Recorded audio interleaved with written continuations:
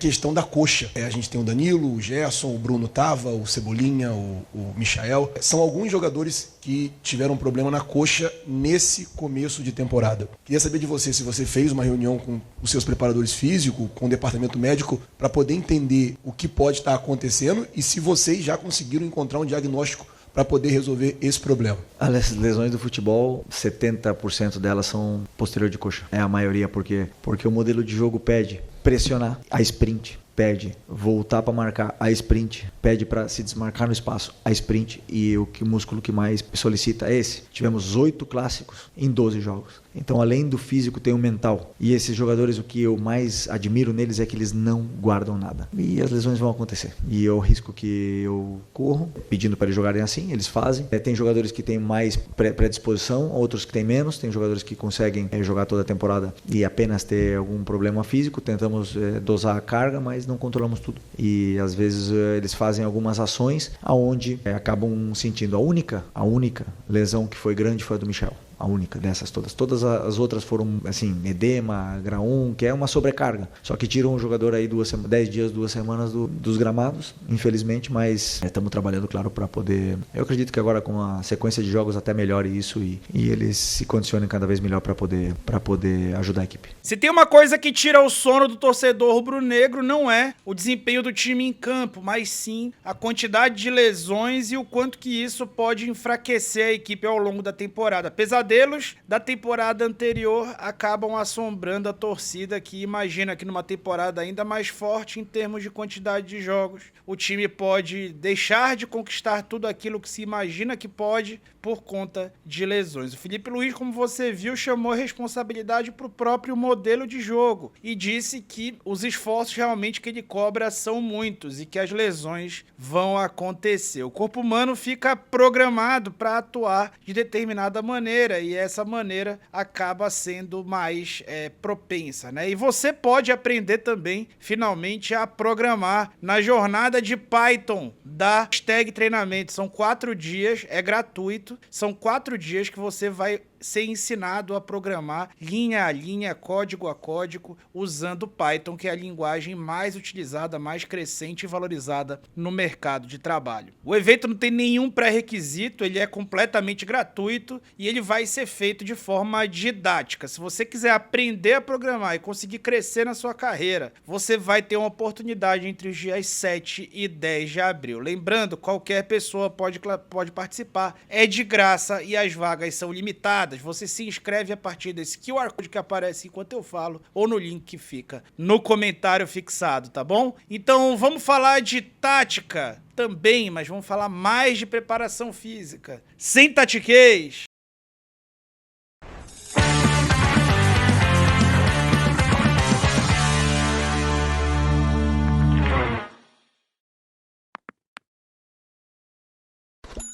Pô, mas o que um canal de tática fica falando de preparação física, fisiologia? Gente, é óbvio que essas coisas estão ligadas, afinal de contas, o jogo está cada vez mais físico e o plano de jogo precisa da parte física em dia para conseguir ser implantado. Vamos olhar aqui esse gráfico que saiu no relatório da última Euro, da Euro jogada em 2024. Esse eixo vertical, ele tá mostrando o que tem de intensidade, tá? Intensidade física. Intensidade física fala de tiros, fala de sprint, fala de corridas em alta intensidade, tá? Então aqui a gente tá falando de intensidade física. Quanto mais alto, mais intenso, quanto mais baixo, menor intensidade física. E aqui, no eixo X, digamos assim, tá se falando de volume, um volume de jogo, volume de distância percorrida e etc, tá? Então, quanto mais pra cá um time tiver, ele vai estar mais intenso e com muito volume de distância, e quanto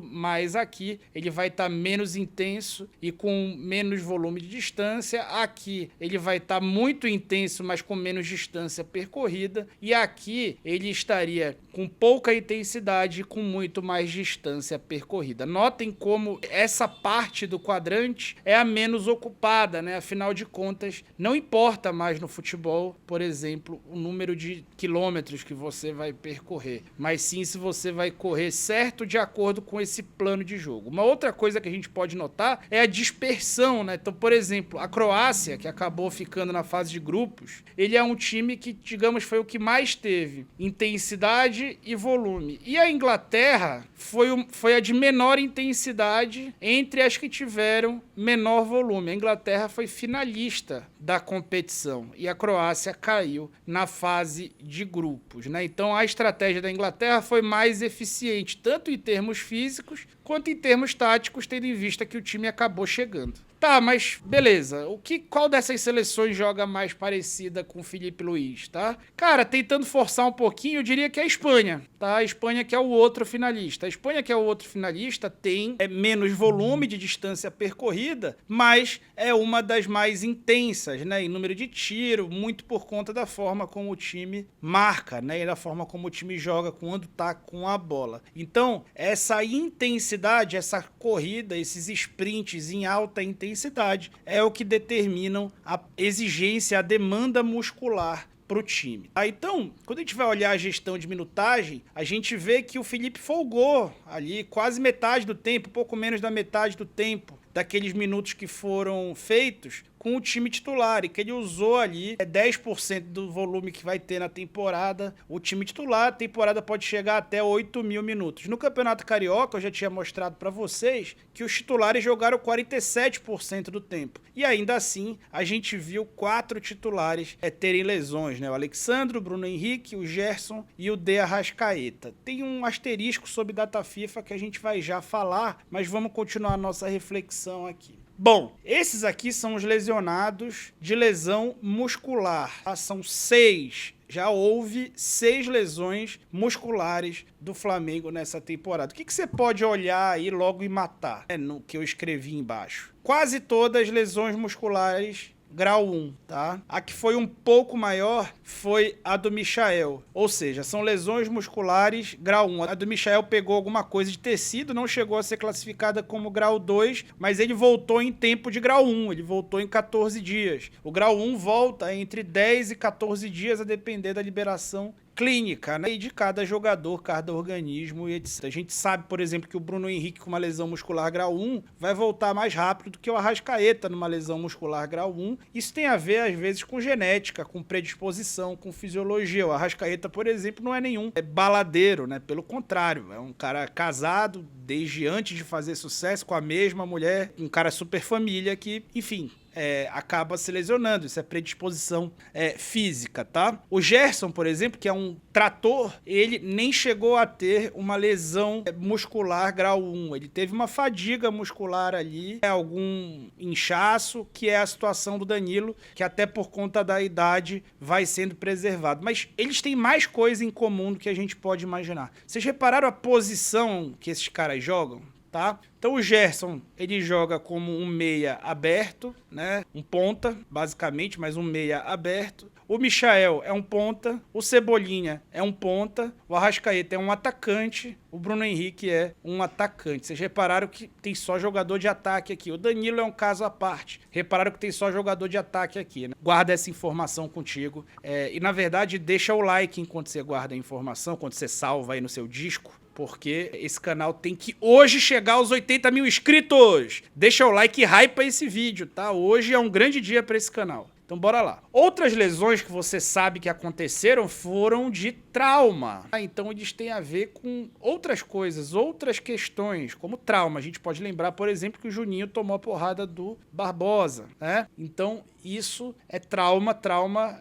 pode acontecer em qualquer modelo de jogo. Isso não tem correlação com o modelo de jogo. Então, Alexandre, Juninho e Ayrton Lucas foram lesões de trauma. Vamos lá. Procurei algumas informações, conversei com muita gente. Esse foi o trabalho talvez mais jornalístico que eu já tenha feito na minha carreira. E cheguei aqui a esse artigo, tá? Esse artigo, ele foi publicado em julho de 2024, bastante recente, né? Bastante recente, e online em setembro de 2024. Os autores são esses aí que você tá vendo, né? O autor aqui principal, Hugo Sarmento, e tem uma galera aqui, Diogo Martini, o Elvio Gouveia, José Afonso, Paulo Ekmura, Eden Field. É um compilado, tá? É um compilado de dados de vários outros artigos, e esse artigo aqui em si, ele busca entender a influência da posição do jogador, tá? Na condição física, fisiológica, nas demandas físicas e fisiológicas do futebol masculino, tá? E aí a gente chega em alguns dados, baseado em 179 estudos que tiveram uma enormidade de jogadores ali analisados. A gente chega a esses dados, tá? Então, bem aqui a gente vai olhar nesse gráfico a distância percorrida e aqui cada posição. Então, CD é zagueiro central, ED é lateral, CM são jogadores ali volantes e médios, EM são os pontas ou meias abertos e F são os atacantes, tá? Então, a gente vai ver que em distância percorrida, quem menos percorre são os zagueiros e quem mais percorre são os meias centrais, volantes, etc. Tá? Mas quando a gente vai olhar a distância em alta intensidade, que é o que importa, vocês viram a palavra do Felipe Luiz no início do vídeo, tá? As distâncias em alta intensidade, a gente vai olhar o quê? Que a maior demanda ela vem a partir dos pontas. Tá?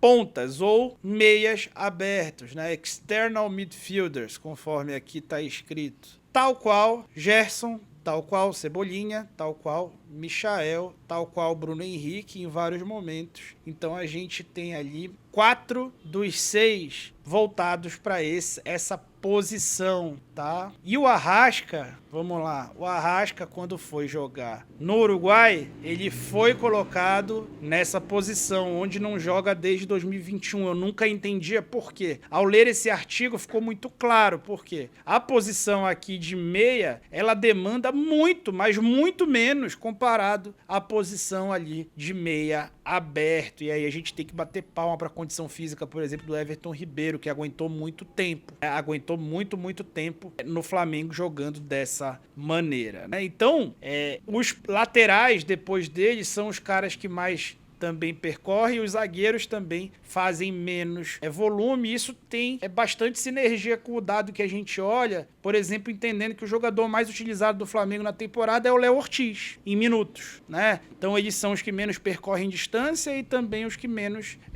percorrem distância em alta intensidade. Então, o modelo de jogo do Felipe é um modelo de jogo que aumenta as distâncias e alta intensidade por si só, e os caras que se lesionaram são da posição mais demandada por esse modelo. E aí, a gente vai lembrar que essa temporada pode chegar até a 8.000 minutos. Ano passado, o jogador que mais atuou 5.100, que foi o Fabrício Bruno, atuações pelo Flamengo. Quem faria os outros 2.900? Então, quando a gente vê que o Flamengo tem muitos pontas, talvez ainda esteja pouco. Quando tem muitos laterais, talvez ainda esteja pouco. Imagina quando o Wesley sair e o Flamengo tiver que lidar com essa demanda toda sem ter esse cara com essa saúde invejável. Na lateral esquerda, os dois já lesionaram na temporada. Foi trauma, mas os dois já lesionaram na temporada e o terceiro tá lesionado também por trauma. Então, para completar, ainda existe a demanda por trauma, tá? Então, eu vou trazer também algumas outras informações aqui que eu obtive junto ali a muita gente que eu conversei recentemente, dentro do clube, fora do clube, etc.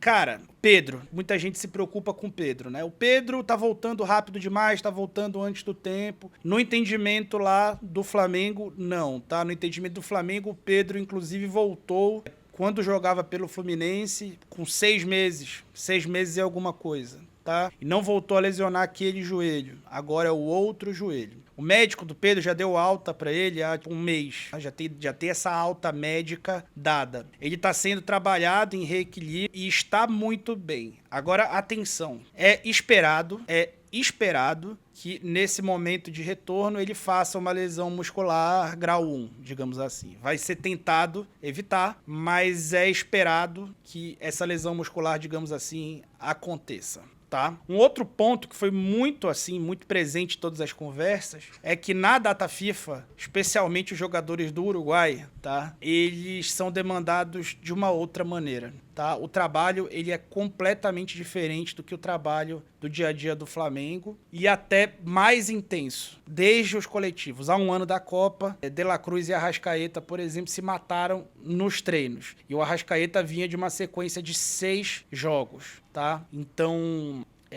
a lesão do Arrascaeta, ela acabou sendo até algo difícil de evitar, dado o perfil de trabalho do Bielsa, tá? E os jogadores estão querendo, né, servir as seleções, faltando um ano para a Copa do Mundo, ninguém quer ficar de fora. E até vamos acompanhar o que vai acontecer com o De La Cruz, né, que acabou sendo cortado antes do tempo ali, tá?